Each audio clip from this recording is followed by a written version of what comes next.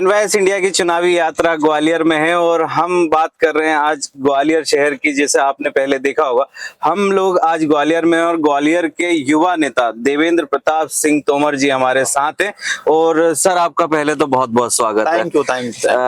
देवेंद्र जी यानी रामू भैया के नाम से देवेंद्र प्रताप सिंह जी को जाना जाता है।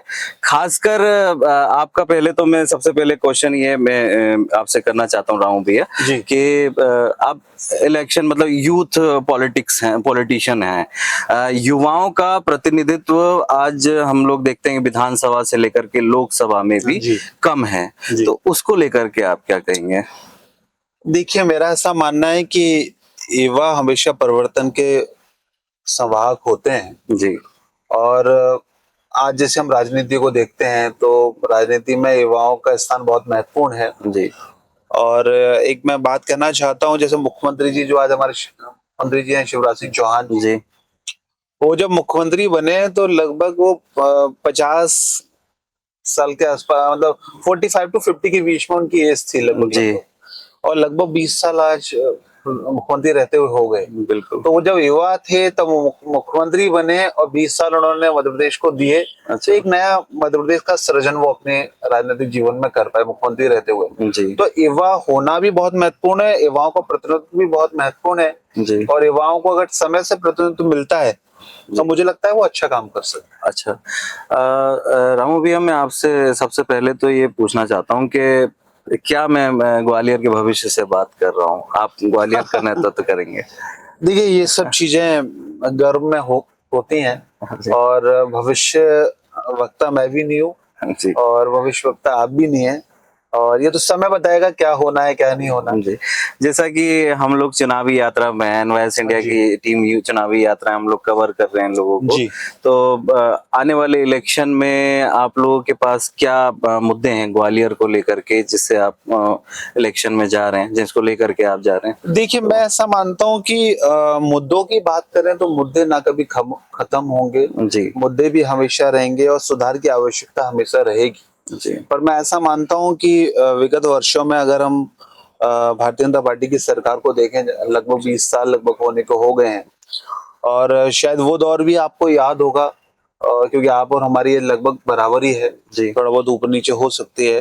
2003 में मध्य प्रदेश की क्या स्थिति थी, 3 के बाद क्या स्थिति है, मुझे अच्छे से याद है। जब सरकार 2003 में बनी और मैं भोपाल गया था दिसंबर या जनवरी में 2004 में, तो भोपाल जैसे शहर में भी कम से कम 4 घंटे की बिजली कटौती हुआ करती थी राजधानी होते हुए। अच्छा। और आज आप देखेंगे कि मध्य प्रदेश में ऐसा कोई जिला नहीं है जहां बिजली की कटौती से आपको जूझना पड़े। सड़कों की बात करें तो सड़क मध्य प्रदेश में, मतलब ये समझ में आता था कि सड़क है या गड्ढे में सड़क है। मतलब ये मैं नहीं कह रहा, आम जनता जो 2003 के पहले जो लोग थे, आप उनसे पूछेंगे वो एक एक बात आपको बताएंगे कि 2003 के पहले और 2003 के बाद के मध्य प्रदेश में क्या अंतर है। आज अगर हम मध्य प्रदेश में देखते हैं तो भोपाल से इंदौर अगर जाना हो तो आपको 2.5 से 3 घंटे लगते हैं, और वही एक समय था जब 6 से 7 घंटे लगा करते थे। आपको इंदौर से मंदसौर नीमच जाना हो तो क्या 4 लेन हाईवे, 6 लेन हाईवे बन रहा है। ये तो मतलब जितना लगातार विकास मध्य प्रदेश की सरकार में 18-20 वर्षों में हुआ उतना कभी हुआ नहीं, और उसका कारण सिर्फ है कि हमारे मुख्यमंत्री जी की नीयत साफ है, काम करना है 24 घंटे, और लगातार वो काम कर रहे हैं। ये तो जो छोटी छोटी सी बातें मैंने आपको बताई, जो बहुत बड़ा परिवर्तन हमको देखने को मिला।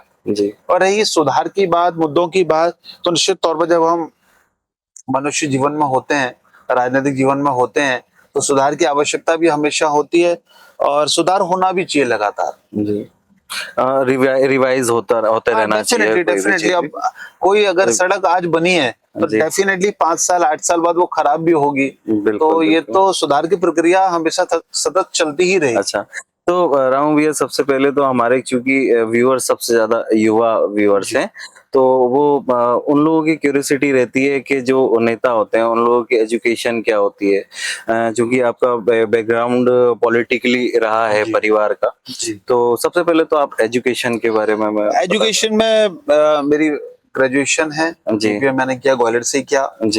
Post graduation diploma in management, PGDM जिसको बोलते हैं, IIM का कोर्स होता है, वो विक्रांत यूनिवर्सिटी ग्वालियर से मैंने किया।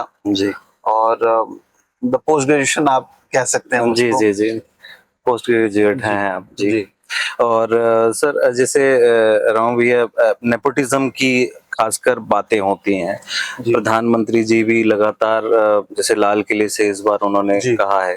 जी आप चूंकि राजनीतिक परिवार से आते हैं, आपकी जी विरासत रही है इतनी बड़ी राजनीति जी। की, आप इस बारे में क्या कहेंगे? तो नेपोटिज्म को लेकर के आपकी क्या मंशा रहती है, क्या इस बारे में, क्योंकि खासकर देखिए क्वेश्चन बहुत होते होंगे आपसे। देखिए नेपोटिज्म की बात होती है जी और नेपोटिज्म को हमें समझने की आवश्यकता है। जी देखिए नेपोटिज्म का मतलब ये है कि परिवारवाद का एक डेफिनेशन हमको समझना चाहिए। हाँ हर प्रोफेशन में अगर आप देखेंगे तो अगर मुंबई की बात करें बॉलीवुड की, जी तो ऋषि कपूर के बेटे हैं रणवीर कपूर।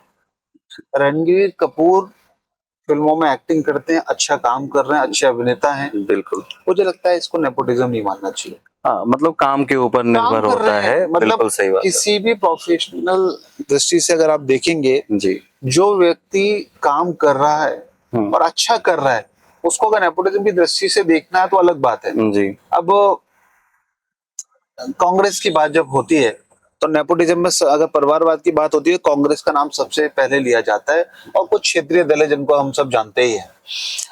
राहुल गांधी जी कांग्रेस में सीधा सांसद का चुनाव लड़ते हैं। जी सांसद का चुनाव लड़ने के बाद सीधा उनके बारे में चर्चा होती है कि अभी वो प्रधानमंत्री कभी भी बन सकते हैं। उसके बाद राष्ट्रीय महासचिव जब बनते हो सीधा कांग्रेस के अध्यक्ष बन जाते हैं। जी तो क्या मैं मतलब आपको नहीं लगता है कि राहुल गांधी के ऊपर नेपोटिज्म शब्द बनता है कि नहीं बनता? पहली बात तो उनके बारे में लोग कहते हैं कि वो राजनीतिक व्यक्ति है ही नहीं है और जबरदस्ती राजनीति में उनको ढोने का प्रयास कांग्रेस करती है। तो जो व्यक्ति काबिल ही नहीं है राजनीति के और राजनीति में जबरदस्ती उसको घसीट के ले जा रहे हैं, तो कहीं ना कहीं कांग्रेस ने परिवारवाद को हमेशा बढ़ाया। अच्छा आज राहुल गांधी जी के आज प्रियंका गांधी जी की अगर बात करें तो प्रियंका गांधी जी केवल इंदिरा गांधी जैसी दिखती हैं, सोनिया गांधी जी की बेटी हैं। इसके अलावा उनकी क्या क्वालिफिकेशन है राजनीति के लिए? ठीक है, मैं ऐसा मानता हूँ राजनीति में भी अगर आपको राजनीति में आना है तो राजनीति में काम कीजिए। जी मैं 2009 से लगातार पार्टी का सदस्य हूँ, काम कर रहा हूँ।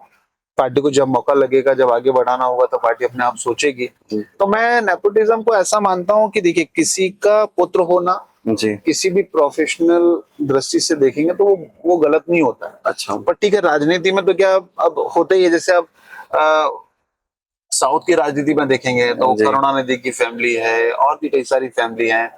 अपने जो हैदराबाद के मुख्यमंत्री अपने जगन जी जो है इस समय, जगन रेड्डी जी जगन रेड्डी जी हैं और तेलंगाना के, तो जी वो फैमिली है। ऐसे वहां तो जितने क्षेत्रीय दल जितने भी आप देखेंगे ये सब परिवारवाद से ग्रसित ही है। बिल्कुल करुणानिधि थे, आज उनके बेटे स्टालिन, स्टालिन के बाद उदयनिधि है। जी तो उधर का जो क्षेत्र है वो तो परिवारवाद से ग्रसित है। पर मेरा ऐसा मानना है कि अगर मैं काम कर रहा हूँ तो काम की दृष्टि से हमको आगे मौका मिलना चाहिए। लेकिन हाँ, मैं सिर्फ मुख्यमंत्री मेरे पिता है और मैं अगले दिन जाके मुख्यमंत्री की कुर्सी पे बैठ जाऊं, जी तो इसको मैं परिवारवाद मानता हूँ। बिल्कुल ठीक है, आप काम कीजिए। आज आपके पिता मुख्यमंत्री हैं और 40 साल 35 साल बाद अगर आप मुख्यमंत्री तक पहुंचे तो आपकी 40 साल की जर्नी, आप काम तो कर रहे हैं ना। जी तो उस काम के हिसाब से अगर आप आगे बढ़ते हैं और आपको मौका मिलता है तो उसी में आनंद है। अच्छा और मुझे लगता है कि अगर आपको केवल नॉमिनेशन के आधार पर तुरंत मिल जाए हाँ तो वो भी ठीक नहीं है। काम करना ही चाहिए। और मैं ऐसा मानता हूँ कि काम करने के बाद जो भी हमें प्राप्त होता है जीवन में, हम किसी भी क्षेत्र में काम करें तो उसकी अनुभूति बहुत अलग होती है। अच्छा रामू भैया, एक चीज और मेरा ये लास्ट क्वेश्चन ही रहेगा। जी ग्वालियर ग्वालियर को लेकर के आपका क्या विजन है? मतलब आप भविष्य में अगर नेतृत्व करेंगे ग्वालियर का, तो आप उसके लिए आपका देखिए क्या विजन है? देखिए ग्वालियर बहुत अच्छा शहर है। जी ग्वालियर आपको याद होगा जब ईस्ट इंडिया कंपनी यहाँ थी, बिल्कुल उस समय भी ग्वालियर एक प्रमुख केंद्र के रूप में जाना जाता था। जी और अगर हम ऐतिहासिक दृष्टि से देखें जी तो ग्वालियर तानसेन जी की नगरी है, बैजू बावरा जी जी की नगरी है। ये ऐसे संगीत के पुराने योद्धा रहे हैं जी जिनके नाम से संगीत जाना जाता है। अगर आप आज संगीत की बात करेंगे तो सबसे पहले तानसेन जी का नाम आता है, बिल्कुल फिर बैजू बावरा जी का नाम आता है। तो संगीत की नगरी है पुरानी। हमारा ऐतिहासिक स्थल के से देखें तो राजा मानसिंह तोमर जी का किला है। जी। और अगर थोड़ा सा मुरैना की तरफ जाएं तो आपको बटेश्वर मिलेगा, महादेव। पड़ावली मिलेगा, जी। मितावली मिलेगा। जो मितावली का ऊपर का 64 योगी जो मंदिर है, जी। उसको अगर आप देखेंगे तो वो जो हमारी संसद है, जी। जो आपने सुना होगा, उसका जी। आर्किटेक्चर जो लिया गया वो वहां से लिया वहां गया से है। लिए। तो बहुत समृद्ध है अच्छे। ग्वालियर। जी। उसको और समृद्ध हम कैसे बना सकते हैं, उस दृष्टि से हम प्रयास करना चाहते हैं। और ग्वालियर का युवा जो है वो ज्यादा से ज्यादा आगे बढ़े, रोजगार के और ज्यादा साधन यहाँ उपलब्ध हों, उस दृष्टि से काम करने की इच्छा हमारी है। जी। अभी भी प्रयास जारी है, बिल्कुल। आगे जब मौका मिलेगा और प्रयास अच्छे करेंगे, ऐसी कोशिश है मेरी। बिल्कुल। आपको रामू भैया पहले तो भविष्य के लिए बहुत शुभकामनाएं। और Thank you. NYS India NYS India क्योंकि चुनावी यात्रा चल रही है, और चुनावी यात्रा में क्योंकि एनवाईएस इंडिया एक पार्ट है नेशनल यूथ सिंपोजियम का, एक ऑर्गेनाइजेशन है जो यूथ को इंकरेज करता है पॉलिटिक्स के लिए। तो आप लास्ट में जो भी मैसेज यूथ को देना चाहते हैं पॉलिटिकली या जो भी। मैं सभी युवाओं से आग्रह करता हूं कि राजनीति के बारे में जब भी बात होती है युवाओं से, तो वो राजनीति से बहुत दूर जाने का प्रयास करते हैं, राजनीति के बारे में सोचना भी नहीं चाहते, राजनीति के बारे में बात भी नहीं करना चाहते। पर मैं ऐसा मानता हूँ, राजनीति के बारे में, राजनीति हम करें या ना करें वो इम्पोर्टेंट नहीं है, पर राजनीति के बारे में हमको जानकारी होनी चाहिए। राजनीति जो केंद्र में जो सांसद बैठते हैं, स्टेट में जो विधायक असेंबली में बैठते हैं, वो पॉलिसी तय करते हैं, उसी के आधार पर ये देश आगे बढ़ता है। तो युवाओं से आग्रह है कि राजनीति को समझने का प्रयास जरूर करें, राजनीति करें तो बहुत अच्छा है, मैं उनका स्वागत करता हूं। अगर अच्छे लोग राजनीति में आएंगे, युवा राजनीति में आएंगे, तो निश्चित तौर पर जो राजनीति पे एक तमगा बहुत पुराना लगातार लगता रहा है कि भ्रष्टाचार के जो हमेशा आरोप लगते गए, मुझे लगता है अच्छे लोग आएंगे, यूथ लोग आएंगे। और जैसे मैं मोदी जी के बारे में कहूंगा, मोदी जी निश्चित तौर पर यूथ तो नहीं है, लेकिन उन्होंने जिस तरीके से काम किया, आज हिंदुस्तान को लगभग 60% तक डिजिटल पेमेंट से जोड़ने का काम किया, डिजिटलाइजेशन को बढ़ावा दिया है उन्होंने, वो एक यूथ ही कर सकता है। लेकिन अगर यूथ आएगा तो राजनीति और ज्यादा शुद्ध होगी, अच्छी होगी। इसलिए यूथ से आग्रह है कि युवा साथी राजनीति में जरूर आए। आप सबका बहुत बहुत स्वागत है। जो लोग भी जुड़ना चाहें, मैं उनका दिल खोल के स्वागत करता हूँ। अच्छा, थैंक यू। हाँ भाई साहब, आपने इतना व्यस्ततम समय में से हमें समय दिया, उसके लिए आपको बहुत बहुत शुक्रिया। Thank you so much. Thank you आप सब लोगों से मिलकर बहुत अच्छा लगा। बहुत अच्छा लगा वैसा।